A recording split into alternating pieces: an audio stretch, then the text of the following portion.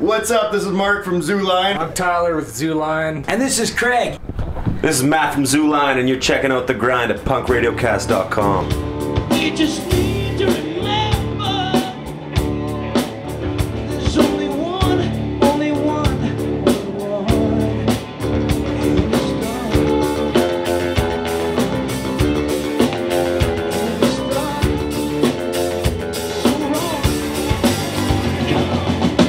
I did a little bit more writing on this one. I brought a few tunes that I had written already to the table, and I remember one afternoon in Brooks there when we were out there for one of our usual four-night stints that we do there quite often. We were just sitting around a hotel room one day and jamming, and I was like, well, I got this song here, boys, and we just kind of, Tyler was on the cooler with his drumsticks.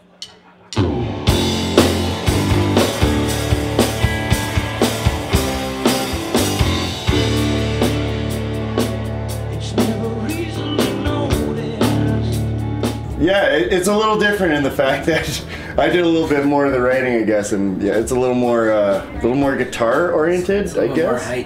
A little more height, I guess. That's me. Yeah, it's kind of bass heavy too. It's got a lot of heavy bass, predominant bass lines that are. There's lots of drums too. Well, I don't know if there's. Is there some singing on this album? I don't know. It's all instrumental. No. Okay, get this away from me. It's like Mark said, he's writing a lot more for it, which was cool. Actually, I think we collaborated a lot more on this one as opposed to the last one. A lot of the songs were just kind of already written, where this one we really pulled it all together as a group. Recorded in 3 different studios. And yeah, we recorded at legendary Mushroom Studios in Vancouver, which was a really cool experience. We worked with the same producers, Sean Penner and Aaron Nordine. District 4 Productions is what they're called in Vancouver. And we also recorded in Calgary, actually, because we won some studio time at MCC Studios there in Calgary. So that was the legendary MCC Studios. The legendary, yes. The velvet curtains. Oh, the velvet curtains. All over the place is great. And the drum lessons bleeding through the walls. Nice. Nothing like that. You listen really hard to Embassy, you might hear some kid not knowing how to play drums bleeding through the walls. Yeah.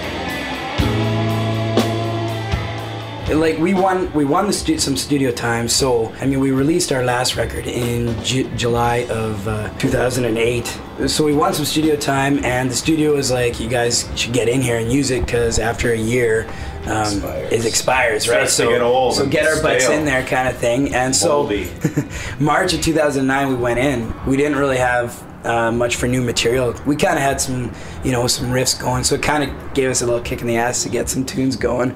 And yeah, so we brought in some old ones, stuff we had sitting around, and then yeah, like a few of the songs we actually wrote in the studio in Mushroom there. Actually, one of the tunes is called "If Rock Was Born in the City," and that was live off the floor. Yes. So yeah, so that was pretty cool.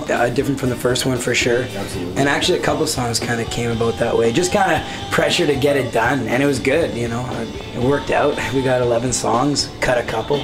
We had 13. We cut down too. Yeah. Cut out the ballad. B-sides maybe for a later release. Yeah. How would you guys, being from Calgary and playing in Calgary a lot, how would you describe the scene? Like, what's the health of the scene down there now? A lot of venues that are open for performing bands, or is it getting kind of tight? Yeah, well, it's kind of like a midget at a urinal. You got to stay on your toes,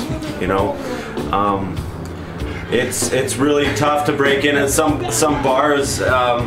They just, if you're not their style, they won't have you. And I found it in some places that it's hard to get into the scene. it's hard to get bars to just take you on and have some faith that you're gonna do a good job. But I mean, for the most part, the radio stations are doing a great job at promoting indie music and giving away a lot of grant money that's out there that a lot of artists don't go for. So it's good in that sense. But yeah, like I mean, the health of the scene there, it's good. Like there's a lot of really cool bands there that are just kind of popping out, and Keep you on your toes. they keep you on your toes, so to speak. But we kind of got in with a few venues that we just regularly play at. You guys you can pretty much call Local Lou's home.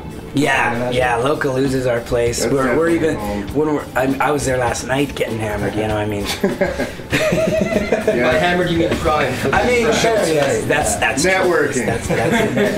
That's what it was. Yes. Home of Zoo Lion. I think we've been pretty fortunate with the shows we get in Calgary. What we're trying to do is like the original thing, and we realize that some places you play that you just can't play a whole night of originals. It's just not going to fly with the bar, and it's not going to fly with some of the places with some of the clients that they're getting that are sitting in there drinking every night. So we're pretty fortunate that like a lot of the places we play, they let us do our originals, but then we kind of throw in a few covers here and there to fill the night out and to kind of keep everybody happy. I mean, yeah, it's what we want to do, right? We want to keep playing our tunes, but we also want to make a bit of money at it. And, exactly. And some of the venues that are just strictly original places probably don't pay the best and don't have that good of a draw, so we kind of sacrifice a little bit to play a couple covers and play some of the better rooms that are getting a little more constant draw. That's my opinion. Good answer.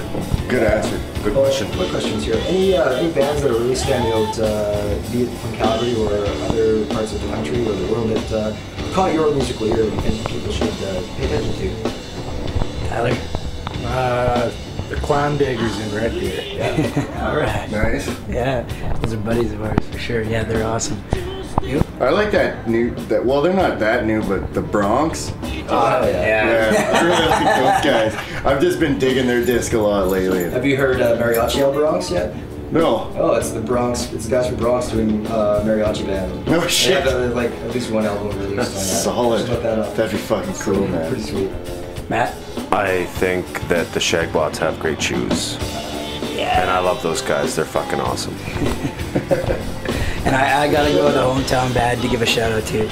Definitely, there's a few that are really good, but a new one and you're familiar with is Frankie McQueen for sure. Those guys bringing in they got the hair. Yeah. You got that like late 60s. No, they're great. Early 70s tone. But yeah, I mean, I like it. yeah, Calgary. I mean, the Lions are doing big things there. I gotta give a shout out to Chai Sugar. Chai There's Sugar. a couple buddies of mine. they're great. They're a fucking rocking band for sure. I missed their CD release party. I'm sorry. We had a show We're that night. sorry, man. We're sorry. Fuck, I thought it was on Friday. Same. I'm sorry.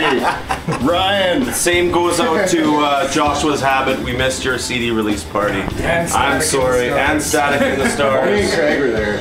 We made it out. Yeah, I'd like to give a shout out to Constancies, and we met up with those guys in Toronto and Static in the Stars. Oh yeah, the In and Outs. Well, the In and Outs. The In and Outs From Montreal. Those guys are rad. Fucking wicked band. Yeah. Totally. Great stuff. Well, anything else you want to toss out there? MySpace page. Sure, yeah.